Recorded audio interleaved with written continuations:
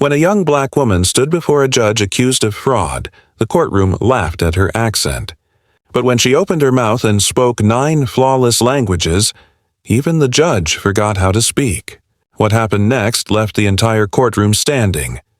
The courtroom was packed, reporters whispering, cameras clicking, the low hum of gossip filling the air like electricity.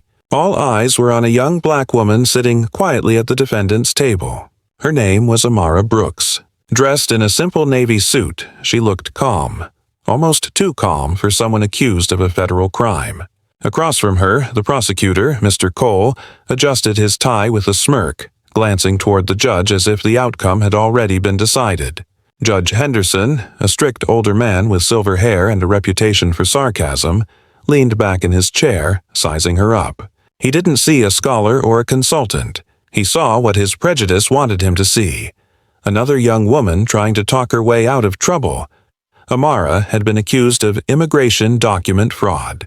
According to the prosecution, she had used fake papers to help foreign clients obtain visas. They called her a manipulator, a woman who made a business out of bending the law. But what no one knew, what no one even cared to check, was that the entire case was built on lies. A jealous ex-client had fabricated the story after Amara refused to falsify his documents. Instead of backing down, he decided to destroy her reputation. And now, here she was, standing trial for a crime she never committed. As the hearing began, the tension was thick enough to taste. The prosecutor started with a speech meant to sting. He called Amara a smooth talker who used charm and fancy words to fool innocent people. The crowd murmured in agreement. Judge Henderson raised an eyebrow and turned to Amara. "Miss Brooks," he said with that familiar tone of superiority, "I see you've chosen to represent yourself." His words dripped with doubt. "You," he chuckled under his breath. "Representing yourself? That's bold." The courtroom laughed softly. Amara didn't flinch. She stood and said in a steady, composed voice, "I believe truth speaks best when unfiltered. Your Honor." There was something in her tone, quiet, deliberate, unshaken, that made even the laughter pause for a moment. But prejudice doesn't die in a second. A woman sitting in the gallery leaned to her friend and whispered, "She doesn't even sound like she knows English properly." The words floated across the courtroom, cruel and unkind, but Amara didn't even turn her head. Judge Henderson folded his arms, unimpressed. "Miss Brooks," he said sharply, "do you even understand what's being said here? This isn't some interview, it's a federal trial." The insult hung in the air, sharp and public. Some people chuckled, others smirked, and through it all, Amara stood there, silent, until she finally spoke. "Sir," she said softly, her eyes locked on the judge, "I speak 9 languages." For a second, the courtroom went still.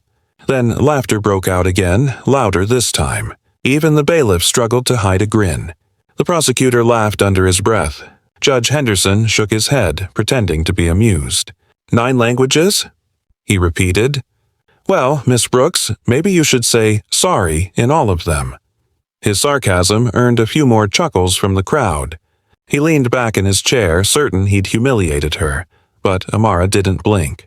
She simply placed her hands on the table and sat down slowly, her expression unreadable.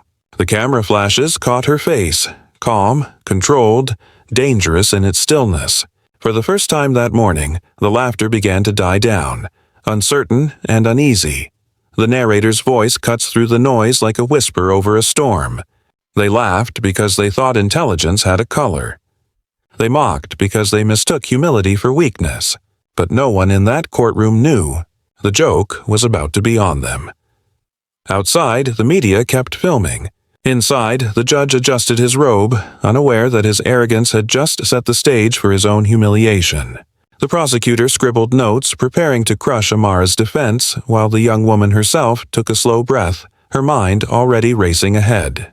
This wasn't just another case, it was a battle between perception and truth.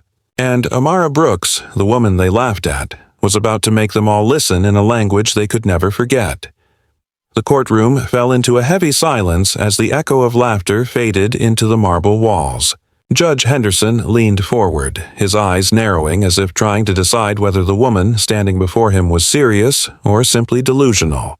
His tone dripped with mockery as he folded his hands on the bench and said, "All right, Miss Brooks, if you really speak 9 languages, prove it." The challenge lingered in the air like smoke after a gunshot. Even the clicking of reporters' cameras stopped. The prosecutor, Mr. Cole, froze mid-sentence, his pen hovering above the paper. Every pair of eyes turned toward Amara.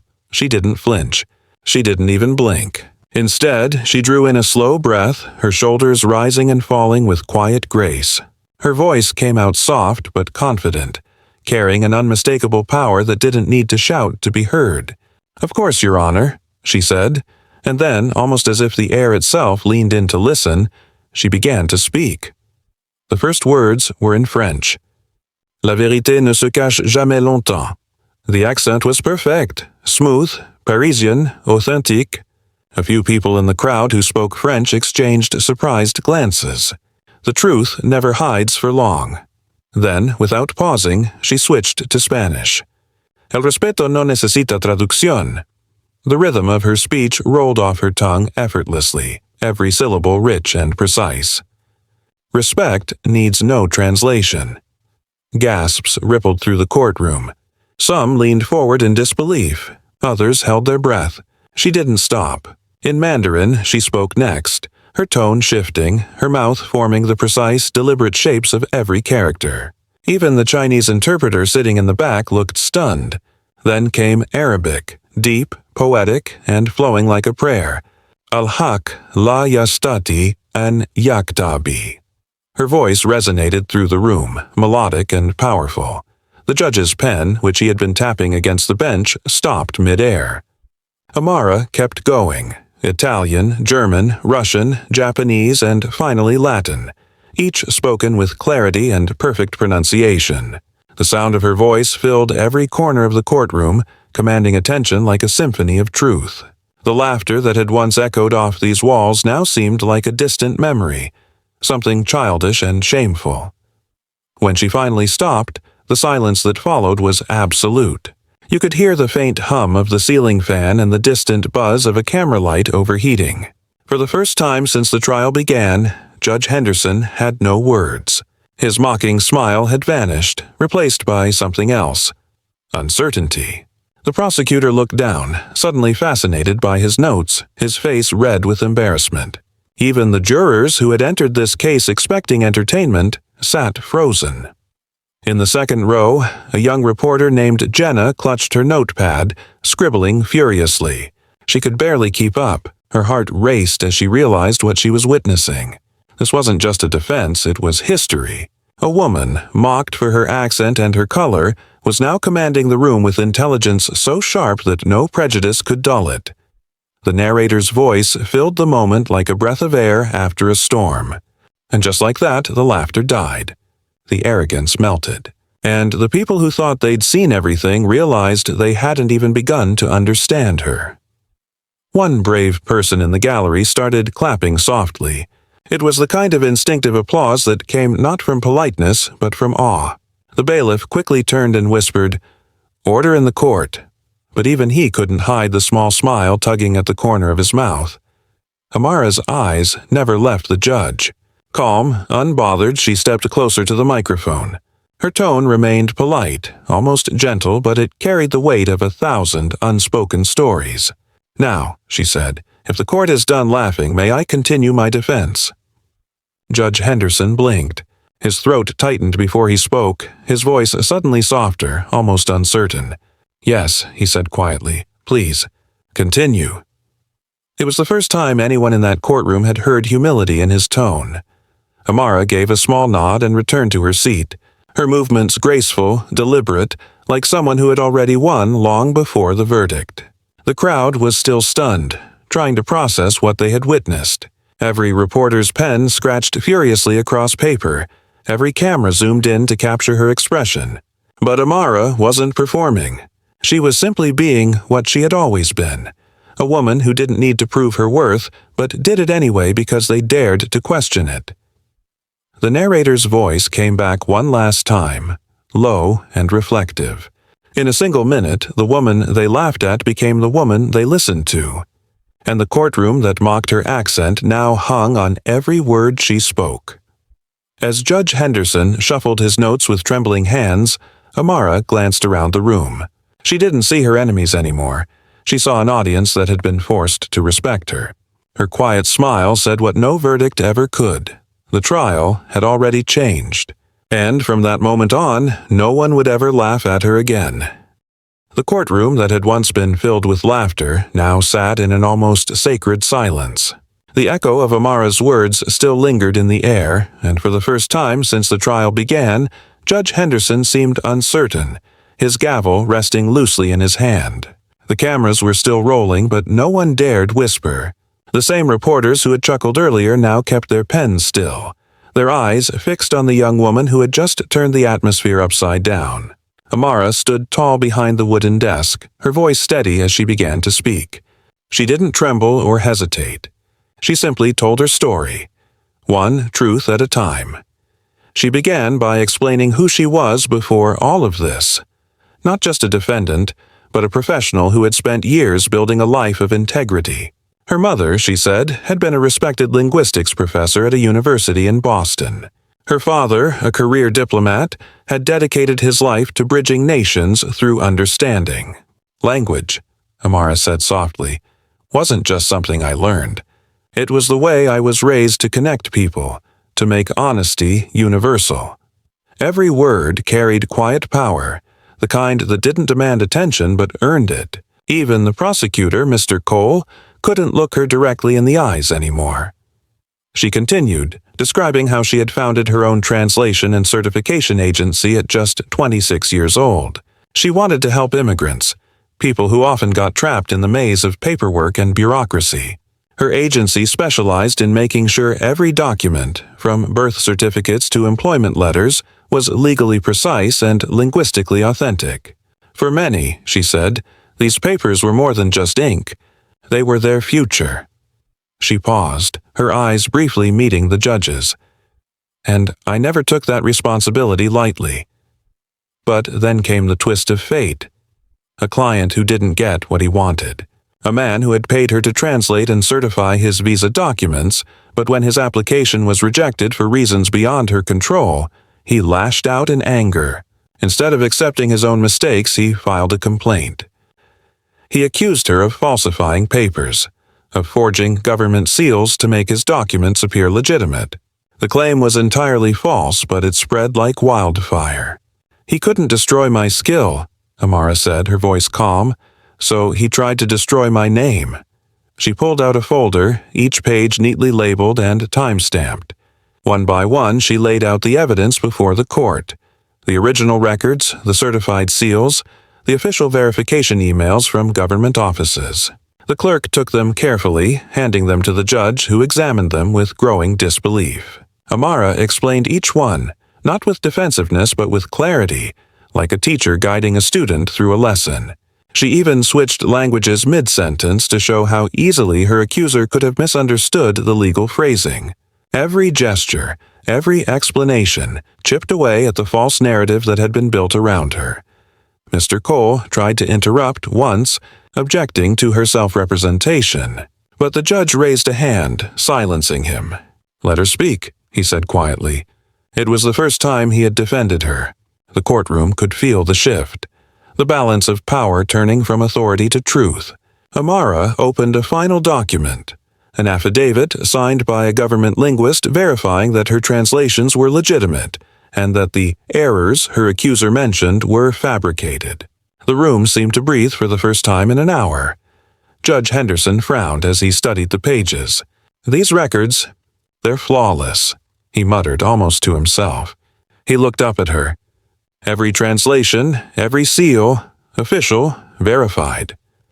Amara met his gaze with steady confidence. "Because truth doesn't need perfection, Your Honor," she said softly. "It just needs proof." The simple sentence carried more weight than any speech. The reporters' pens finally moved again, but this time they wrote with admiration. The judge ordered an independent verification right there in the courtroom. The clerk left the room and returned 20 minutes later with a printed statement. The official verification confirmed it. Every document Amara submitted was 100% authentic. There wasn't a single forgery, not one mistake. The prosecution had nothing left to say. Mr. Cole's face turned pale as he quietly gathered his papers. Silence blanketed the room again, but it wasn't uncomfortable anymore. It was a silence of realization, the kind that humbles. The same people who had laughed at her accent now sat frozen, realizing they had witnessed something far greater than just a legal defense. They had witnessed character, intellect, and grace defeating prejudice. The judge leaned back in his chair, his expression unreadable, then finally exhaled. For a moment, he didn't look like a judge at all, but like a man trying to reconcile what he had just seen.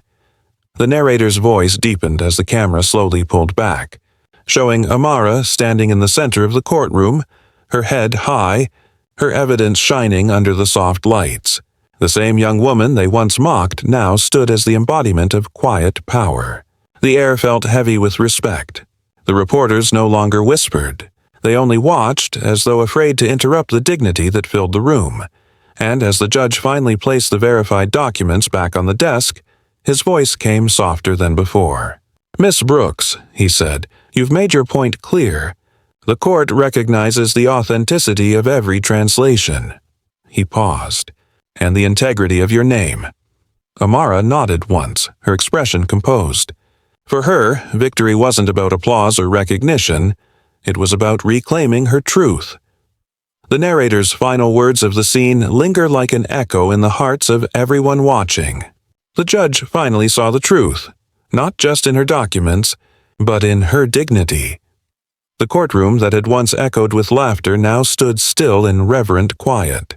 Every pair of eyes followed Amara as she gathered her papers, the weight of victory not loud or triumphant, but graceful and dignified. The air carried a feeling of redemption, not just for her, but for everyone who had ever been underestimated, judged, or silenced. Judge Henderson sat motionless for a long moment, his gavel resting forgotten on the desk. The usual sharpness in his posture was gone. Instead, there was reflection in his eyes, the kind that only appears when pride collides with truth. Slowly, he rose from his seat, straightened his robe, and looked at the young woman before him. His voice, once filled with mockery, now carried something softer. "Miss Brooks," he began, the courtroom hanging on every word, "I owe you an apology. I misjudged you before you ever spoke." The murmurs that rippled through the room weren't of gossip or amusement this time. They were of respect. Amara turned toward him, her expression calm, almost serene. "Sir," she replied, her voice as composed as it had been from the very start, "I don't need your apology. I just wanted my truth to be heard, in any language." For a second, even the judge's lips twitched into a faint, humbled smile. The judge cleared his throat, then raised his hand, his tone now formal again but touched by sincerity. "This court finds Miss Amara Brooks innocent of all charges. The accusations of document forgery are hereby dismissed with prejudice. Her record will remain clean, and her professional license is to be reinstated immediately." The sound of the gavel striking the bench echoed like a declaration of justice itself. But even that sound was overshadowed by the quiet awe filling the room. No one clapped. No one dared. They simply watched her, as though witnessing a moment that would be written about for years. The reporters who had once scribbled sarcastic notes now raced toward the door, shouting to their teams, eager to capture the story before anyone else could. Cameras flashed, not mockingly this time, but reverently. In minutes, the news began to spread. Headlines filling the digital world. "The Woman of 9 Tongues. Courtroom, silence after her speech." It became the story of the day, then the week. Clips of her 9-language speech flooded social media, translated and reshared across the globe. Yet, while the world buzzed, Amar remained still, quietly collecting her documents with the same poise she had shown throughout the trial. Outside the courthouse, the crowd had grown larger. Dozens of microphones pointed toward her as she stepped down the marble stairs, sunlight glinting on the lenses of the cameras. Reporter Jenna, The same one who had watched in awe from inside managed to break through the crowd. Her voice trembled with excitement as she called out, "Miss Brooks, how does it feel to prove a judge wrong?" Amara paused, smiled slightly, and turned her head toward her. "I didn't prove him wrong," she said gently. "I just reminded him that respect has no language." The crowd erupted into applause. Not the kind born from spectacle, but from understanding. It was a moment that would inspire countless others. As Amara walked away, the sound of the crowd began to fade, replaced by the soft murmur of people discussing what they had just witnessed. Some said it was the most powerful courtroom moment they had ever seen. Others said it wasn't about the languages at all. It was about the way she carried herself, with humility instead of arrogance, truth instead of anger. Her heels clicked softly against the pavement, a rhythm that matched the quiet confidence in her stride. Then, from the front of the crowd, a small voice broke through the noise. A little girl, no older than 10, stood holding her mother's hand. Her eyes were wide with admiration as she looked up at Amara.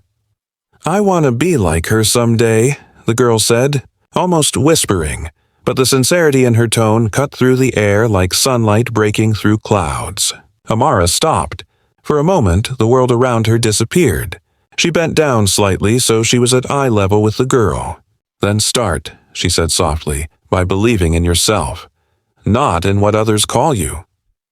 The little girl smiled, her eyes lighting up as though she had just been handed a key to her own future. The cameras caught that moment too, but this one didn't need captions or explanations. It was self-explanatory, a scene that spoke louder than any headline. As Amara straightened and continued walking toward the street, the city seemed to pause for her. Even the breeze carried a gentleness, as if the world itself recognized the weight of her quiet triumph. The reporters, still trailing behind, kept asking for more statements, but she didn't respond. She didn't need to. Her story had already been told, and her silence was its final chapter. As the camera slowly pulled back, showing her disappearing into the distance, the narrator's voice returned, calm and reflective, like the last note of a symphony. "And that day," the voice said softly, "one woman's voice became the language of change. Because sometimes, silence is the loudest apology."